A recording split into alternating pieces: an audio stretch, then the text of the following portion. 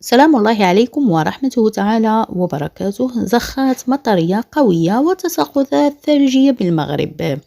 أفادت المديرية العامة للأرصاد الجوية بأن زخات مطرية قوية أحيانا رعدية من 20 إلى 40 ملم، وتساقطات ثلجية من 20 إلى 35 سنتيم ابتداء من علو 1800 متر، مرتقبة غدا الخميس وبعد غد الجمعة بعدد من مناطق المملكة.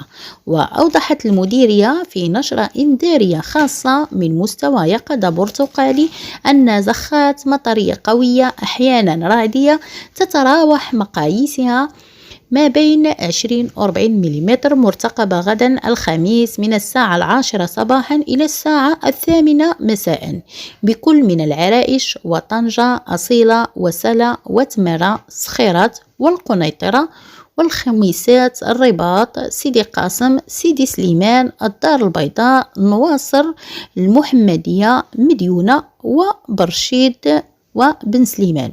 وأضافت أن الظاهرة الجوية نفسها مرتقبة بكل من أزلال خنيفرة بن ملال. وكذلك ابتداء من يوم غد الخميس على الساعة 4 عصرا إلى بعد غد الجمعة على الساعة 12 زوالا.